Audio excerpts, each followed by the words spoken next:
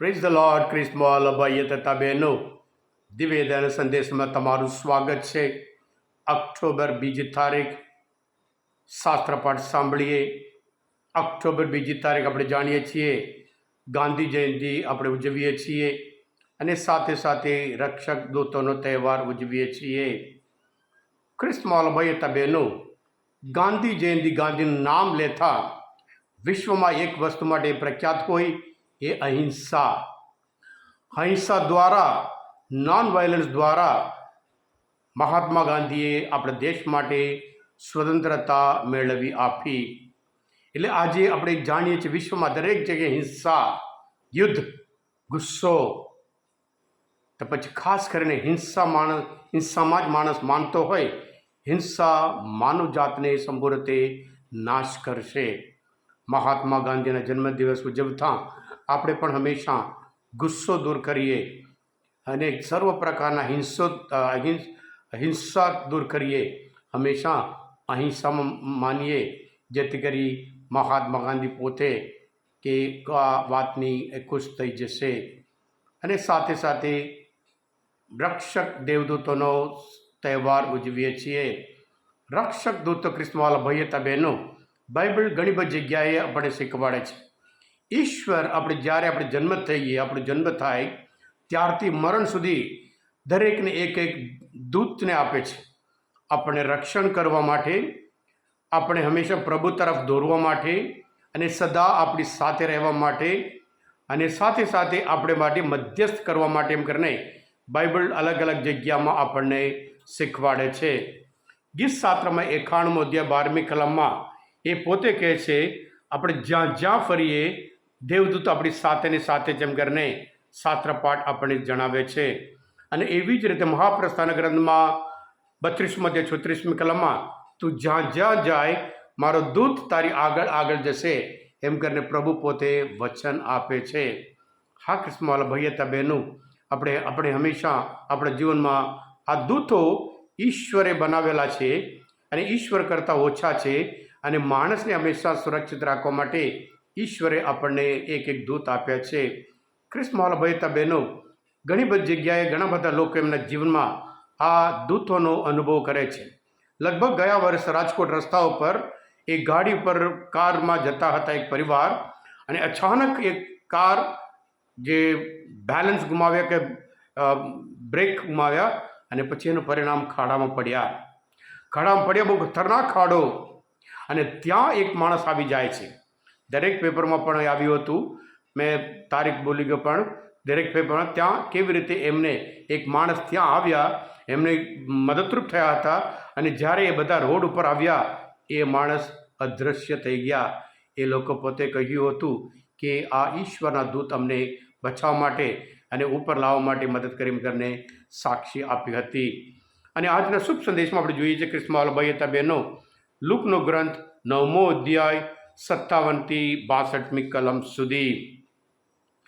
સંપૂર્ણ ત્યાગી તે જ સાચો શિષ્ય કહેવાય.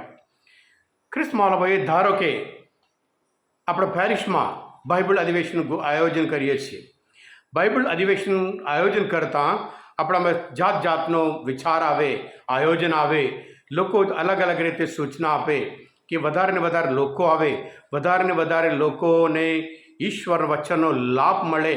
કેવી રીતે મોટી સંખ્યામાં લોકોને આવવાનું, કેટલી બધી પબ્લિસિટી કરવાનું, અમુક વોલન્ટિયર જાત જાતની જગ્યાએ જાય, જેથી કરી વધારે આ બાઇબલ અધિવેશનમાં લોકો આવે અને એમને ફાયદો થાય અને આ બાઇબલ અધિવેશન વધારે પ્રખ્યાત થાય એમ કરીને આપણે બધા વિચાર કરીએ છીએ. પણ ક્રિસ્મવાલા ભાઈ તા બહેનો, આજના શુભ સંદેશમાં પ્રભુ પાસે એક માણસ આવે છે અને કહે છે, આપ જ્યાં જ્યાં જાઓ હું તો આપની પાછળ પાછળ આવીશ. પ્રભુ પોતાનું સાચું જીવન વિશે, પ્રભુ કોઈ એટ્રેક્શન આપતા નહીં, કોઈને બોલાવતા નહીં. અને પ્રભુ એને કહે છે, શિયાળવાને ભોળ હોય છે, આકાશના પંખીઓને માળા હોય છે, પણ માનવ પુત્રને માથું મેલવાનું ઠામ નથી. આ મારી સાચી પરિસ્થિતિ એમ કરીને પ્રભુ જે હકીકત કહે છે. અને એ જોઈને આપણે જાણીએ છીએ માણસ એમની પાછળ જાય છે કે નહીં, આપણે જાણીએ છીએ. આપણે દરેક હંમેશા ભવિષ્ય માટે, સુરક્ષિત જીવન માટે વિચાર કરતા હોય. જ્યારે પ્રભુનું વચન સાંભળી એ માણસ જતો રહ્યો અને ત્યાર પછી પ્રભુ એક માણસને બોલાવે છે, તું મારી પાછળ પાછળ આવ. અને એ કહે છે, પહેલાં મને મારા પિતાને દફનાવી આવવા દો. અને એ કહે છે પ્રભુ એ કહે છે, અને પ્રભુ એને જવાબ આપે છે, મરેલાઓને દફનાવવાનું પહેલાં મરેલા ઉપર છોડી દે, તું જઈને ઈશ્વરના રાજ્યની ઘોષણા કર. મરેલા ઉપર એટલે જે લોકો ખરેખર વિશ્વાસ મરી ગયા હોય એમના ઉપર છોડી દે એમ કરીને કહે છે. ખ્રિસ્તમાં ભાઈ બહેનું, આવી રીતે ઘણી બધી જગ્યાએ આપણે બધું જાણીએ છીએ. માતીના ગ્રંથમાં 19મો અધ્યાય આપણે જોઈએ છીએ. ત્યાં એક માણસ આવે છે, મારે સંપૂર્ણ જીવન કરવા, શાશ્વત જીવન પ્રાપ્ત કરો, મારે શું કરવું? પ્રભુ કહે છે, તારી પાસે જે કહે છે વેચને ગરીબોને આપી દે. એ દુઃખી થઈને એ જતો રહે છે, કારણ કે ભારે ધનવાન માણસ હતો. હા કૃષ્ણ ભાઈ બહેનો, પ્રભુ ઈસુના અનુયાયી થવા માટે એક સામાન્ય વાત નહીં. પ્રભુ જે રસ્તે ચાલ્યા ગયા હોય, આપણે પણ પ્રભુની પાછળ પાછળ ચાલીએ.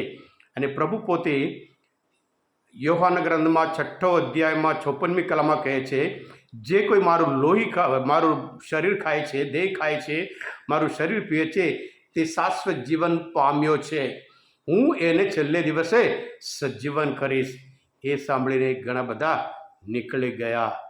હા કૃષ્ણ ભાઈ બહેનો, આજે પ્રભુના વચન સાંભળી આપણે પણ આપણા રક્ષક દેવદૂતો માટે સાંભળીએ. રક્ષક દેવદૂતો માટે હંમેશા રક્ષણ કરતા રહે, અને આપણે પણ હંમેશા પ્રભુના વચન સાંભળી પ્રભુની ઈચ્છા પ્રમાણે ચાલીએ, જેથી કરી પ્રભુના સાચા ત્યાગી, સાચા શિષ્ય કોણ છે? સંપૂર્ણ ત્યાગ કરે તે સાચો શિષ્ય છે. આપણે પણ સંપૂર્ણ ત્યાગ કરી પ્રભુના સાચા શિષ્ય બનીએ. Thank you. God bless you all.